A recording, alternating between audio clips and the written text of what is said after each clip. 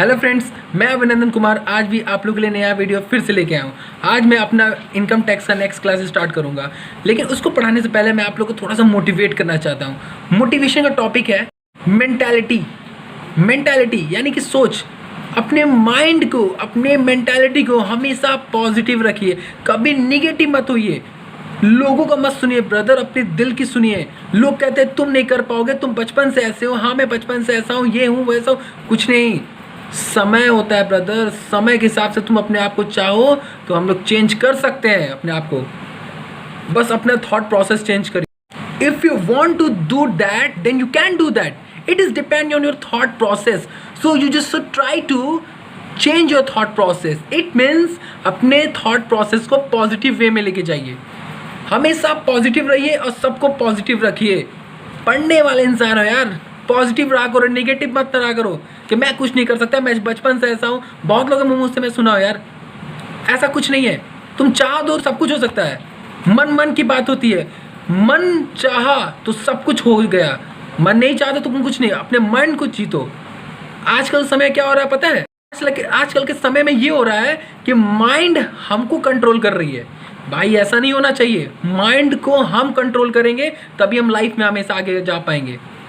Mind को अगर हम कंट्रोल किए तो माइंड, आजकल क्या हो रहा है, माइंड हम लोग कंट्रोल कर रही है, जिसके वजह से कई सारे प्रॉब्लम्स क्रिएट हो रहे हैं। लेजीनेस, सोना, आलस, कुछ करने का मन नहीं कर रहा है। क्यों? क्योंकि माइंड हमें ऑपरेट कर रहा है, हम लोग अपने माइंड को नहीं ऑपरेट कर रहे। ब्रदर, जिस दिन अपने माइंड को तुम ऑपरेट करना शुरू कर दिए, तुम लाइफ में हमेशा सक्सेस होगे। किसी का हिम्मत ही तुम्हें रोक दे। तो अपने माइंड को तुम कंट्रोल करना सीख जाओ। माइंड को कंट्रोल करने की कोशिश करिए, माइंड को कंट्रोल करने की कोशिश करिए और अपने थॉट प्रोसेस को कंटिन्यू चेंज करिए। मोटिवेशनल वीडियो देखिए, अपने टाइम टू टाइम अपने माइंड को हमेशा पॉजिटिव वे में लेके जाइए और अपने कैरियर को लेके हमेशा सीरियस रहिए, फोकस में रहिए। भाई लॉकडाउन कुछ नहीं होता, माइंड को लॉकडाउन कौन करेगा यार? माइंड को हमेशा सोचो कि यार लॉकडाउन हुआ ही नहीं है, कंटिन्यू जैसे लोग चलते थे उसी तरह चल रहा है। बस अपने आप को टाइम दो। मैं बार बार कहता हूँ, अपने आप को टाइम दो, तभी लाइफ में हमेशा आगे बढ़ पाओगे। मेरा मोटिवेशन ये तक था। चलिए अपना इनकम टैक्स का नेक्स्ट क्लास स्टार्ट करते हैं। तो आइए चलिए आइए इनकम टैक्स अपना स्टार्ट करते हैं। तो कल हम लोग ने अपने क्लास कहाँ तक ख़त्म किया था? कल मैंने आप लोगों को पढ़ाया था इनकम टैक्स में सिलेबस, जिसमें प्रैक्टिकल पार्ट्स और थ्योरेटिकल पार्ट्स दोनों होते हैं। प्रैक्टिकल पार्ट्स क्या क्या है प्रैक्टिकल पार्ट्स में, वो मैंने आपको बताया। थ्योरेटिकल पार्ट्स में क्या क्या, वो मैंने आपको बताया। और मैंने थ्योरेटिकल पार्ट से आपको स्टार्ट किया था पढ़ाना। थ्योरेटिकल पार्ट्स में आपको basic concept of income tax में मैंने आपको कई सारे डेफिनेशंस बताई। और उसके बाद मेरा लास्ट क्लास कहाँ ख़त्म हुआ था? Section of income tax. चलिए आज हम लोग पढ़ेंगे टैक्स पेई, जिसको हम लोग एसएससी कहते हैं, एंड और क्या पढ़ेंगे? असेसमेंट डीओ। चलिए आइए हम लोग स्टार्ट करते हैं। टैक्स पेई, हेडिंग डालिए टैक्स पेई।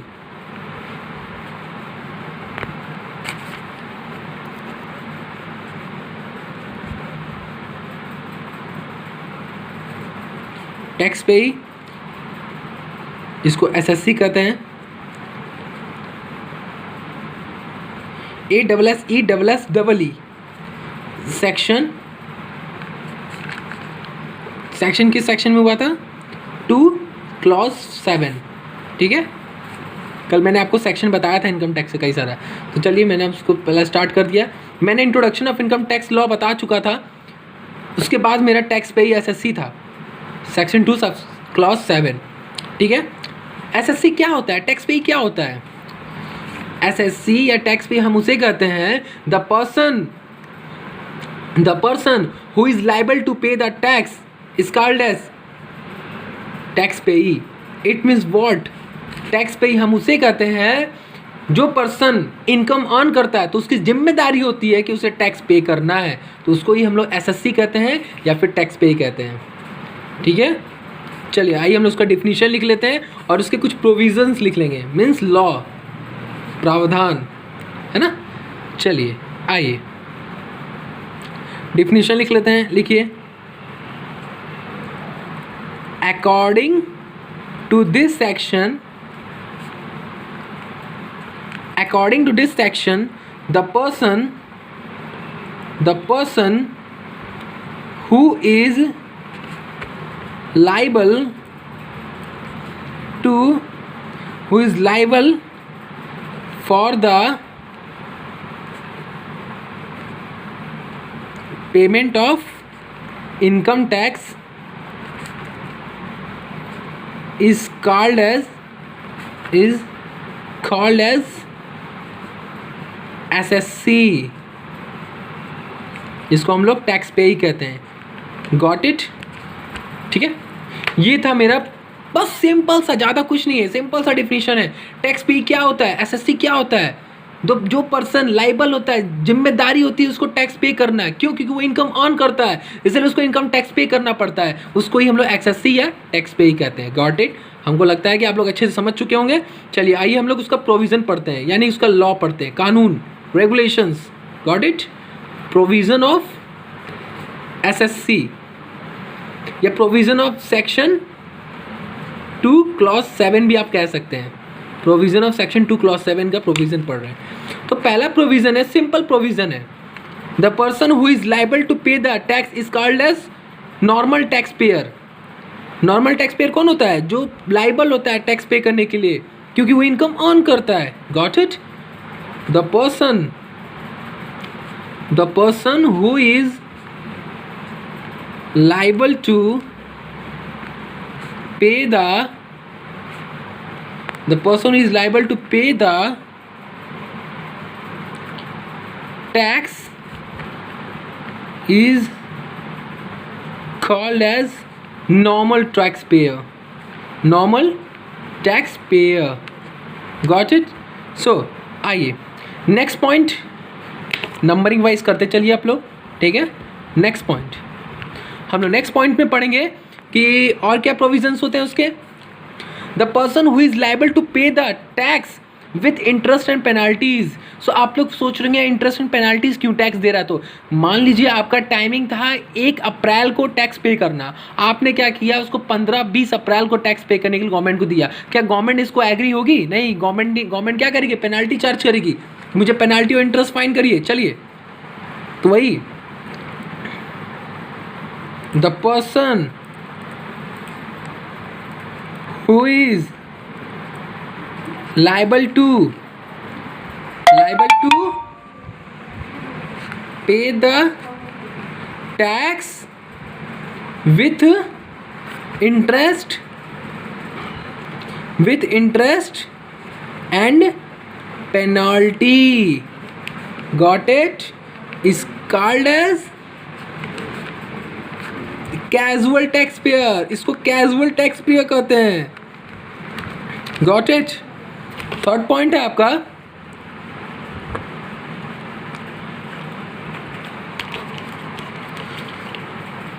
The procedure of income tax act 1961 is continue against the losses of the against the income of the person.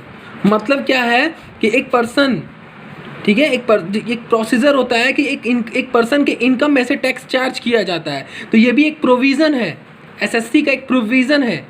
ठीक है, एक प्रावधान है, एक लॉ है. ठीक है, जो इनकम टैक्स के एक्ट के तहत बताया गया था. द प्रोसीजर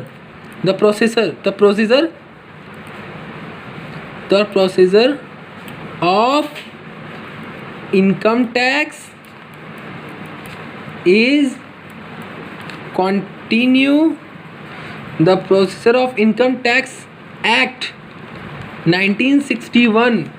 कब हुआ था? 1961 में. और ये अप्लीकेबल कब हुआ था? 1 अप्रैल 1962. मैंने आपको कल के क्लास में बताया था, शायद आप लोग को याद भी होगा. 1961 is continue against the income of the person, then he is called as tax payer. Got it? Tax payer. ठीक है, ये आपकी बात है. फिर फोर्थ पॉइंट क्या है? उसी तरह डिफिनेशन वो भी होगा, बट उसमें क्या होगा कि लॉसेस ऑफ द पर्सन का अगर लॉस होगा तो तब भी उसमें इनकम टैक्स चार्ज किया जाएगा. ठीक है, if the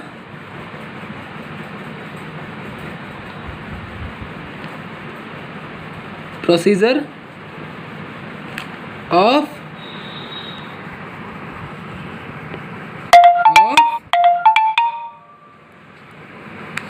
income tax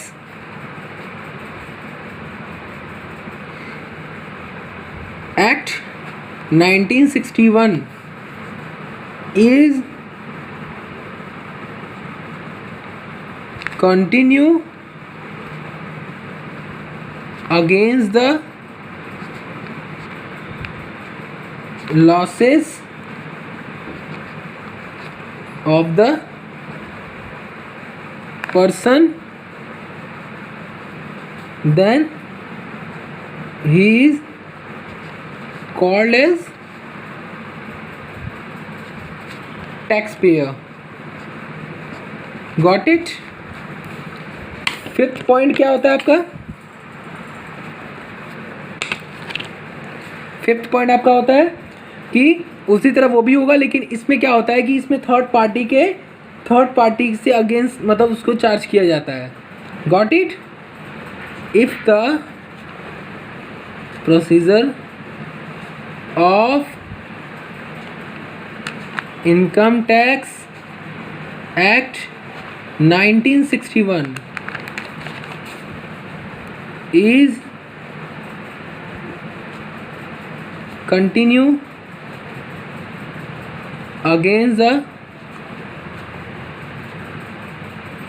losses, against the third party, against the third party, against the third party. Getting? Against the third party, then it is called a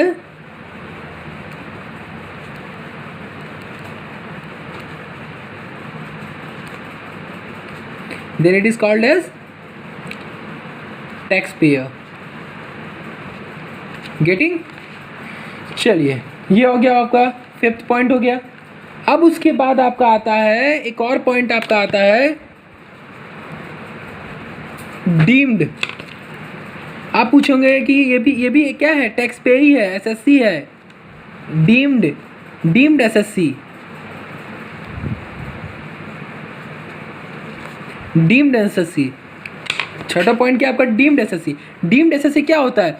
जब टैक्स पेई का death हो जाता है तो उसका एक नॉमिनी होता है. गवर्नमेंट ऑलरेडी जब एग्रीमेंट करती है, जब उससे आईटीआर फिलअप करवाती है, तो उससे टर्म्स एंड कंडीशन में उससे लिखवा लेती है कि अगर मान लो तुम्हारा किसी कारण तुम्हारे एक्सीडेंट के अकॉर्डिंग डेथ हो गया तो मेरा टैक्स कौन पे करेगा.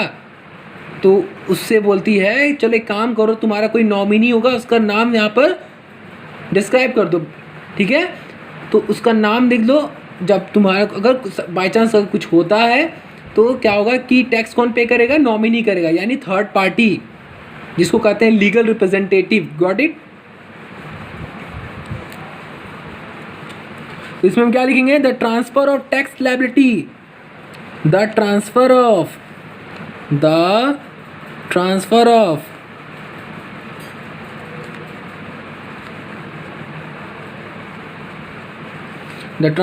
टैक्स लायबिलिटी टू द, क्या मैंने बताया? Legal representative,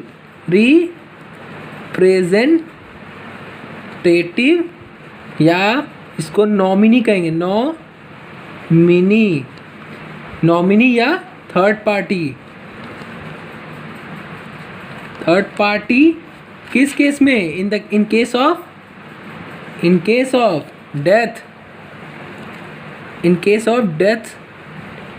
death of tax पेई. जब टैक्स पेई का डेथ हो जाए तब वो पे करता है. Then it is called as deemed SSC.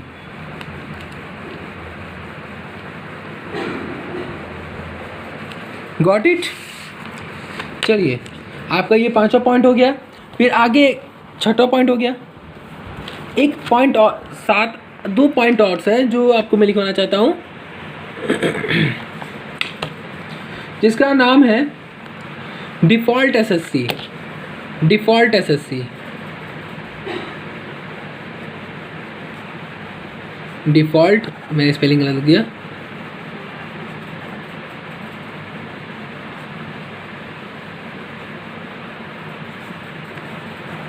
ठीक है, default SSC.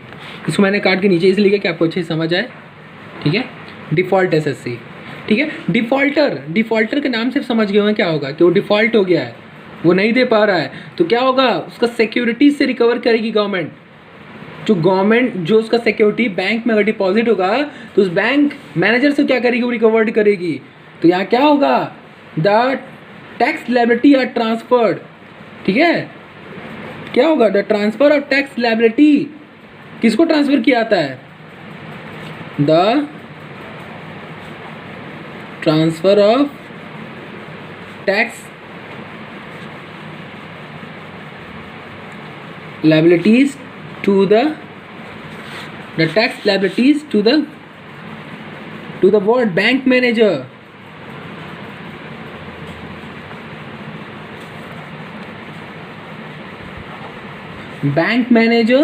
in case of, ठीक है, manager in case of TDS का मतलब टैक्स डिडक्शन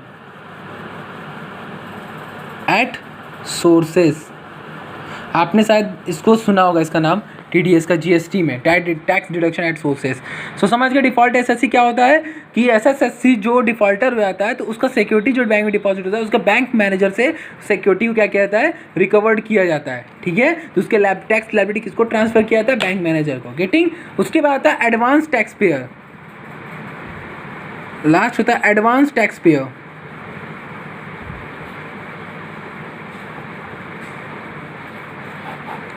एडवांस टैक्स पे क्या होता है, the person who receive the extra amount of tax. नहीं समझे, ध्यान समझिए। एडवांस टैक्स पेयर का मतलब ये होता है कि मान लीजिए मुझे 1 लाख का टैक्स पे करना है 1 ईयर का, ठीक है, तो मैंने क्या किया, उसको 2 लाख टैक्स पे कर दिया, नेक्स्ट ईयर का पे कर दिया। तो गवर्नमेंट क्या करती है, जो एडवांस पेमेंट किया गया है टैक्स का उसको रिफंड कर देती है, वापस कर देती है। तो उसको एडवांस टैक्स पेयर कहते हैं, जिसका पैसा रिफंड हो जाता है। तो उसको भी लिख लीजिए, ये भी क्या होता है, एक तरह का एसएससी, जिसको टैक्स पेयर कहते हैं, ये भी प्रोविजन में आता है। The person who receive extra amount of tax, bracket में लिख लीजिए refund of tax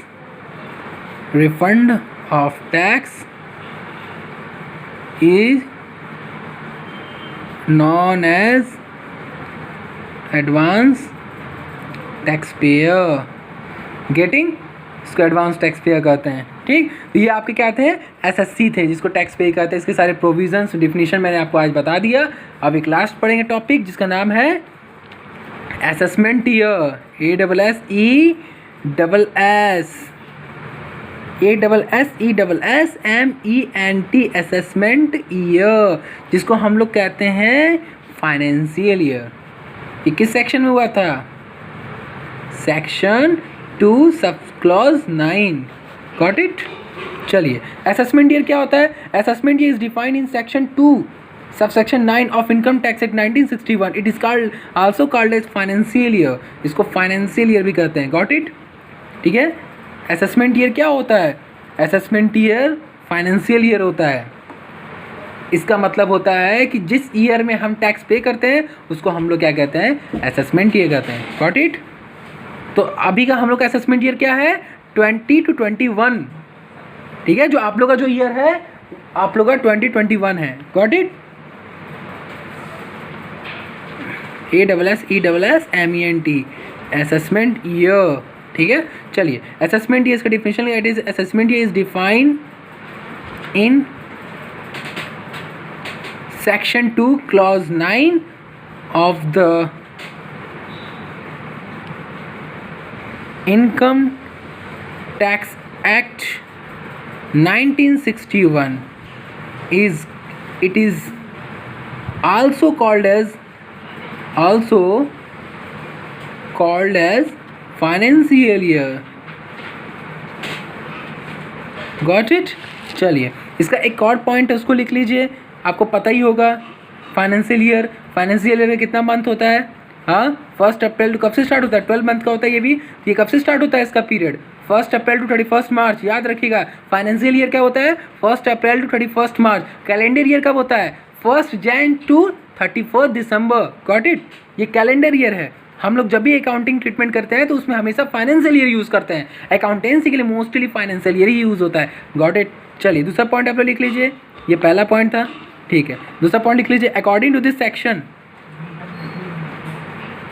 according to this section, it is 12-month period, 12-month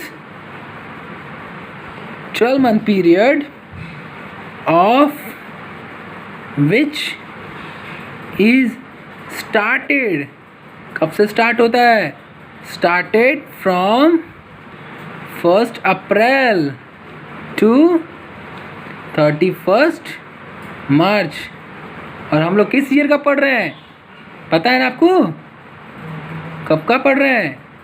20 to 21। Got it. ये हम लोग का ईयर है, ठीक है। चलिए जैसे फॉर एग्जांपल, एक एग्जांपल के तौर पे इसको लिख लीजिए। जैसे एग्जांपल में आपको समझा देते हैं अच्छे से।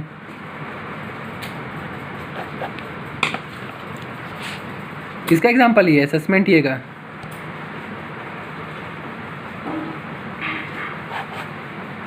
एक छोटा सा कॉलम बना लीजिए, ठीक है। एक में आप लिखिए ईयर, एक में लिखिए आप पीरियड। ईयर, ये ईयर में क्या होगा? 2019 to 20, 1 अप्रैल 2019 से लेके, जैसे मान लीजिए 19 या 20 का है तो उसका पीरियड कैसे बनेगा? 1 अप्रैल 2019 से लेके 31 मार्च 2020, ठीक है। या फिर 2020 to 21 तक लीजिए, तो इसमें क्या होगा? 1 अप्रैल 2020 से लेके 31 मार्च 2021। फिर 2021 से लेके 22 तक कितना होगा? 1 अप्रैल 2021 से लेके 31 मार्च 2022। ये आपका एक इतना पीरियड होगा। ये ऐसे आपका पीरियड होता है, इसको कहते हैं हम लोग असेसमेंट ईयर। गेटिंग। चलिए आपका नेक्स्ट टॉपिक आपको कल पढ़ाएंगे नेक्स्ट क्लास में, अगले दिन में। तब तक के लिए शुभ रात्रि, कीप इट अप, ठीक है। अच्छे से अपना पढ़ाई करिए। All the best.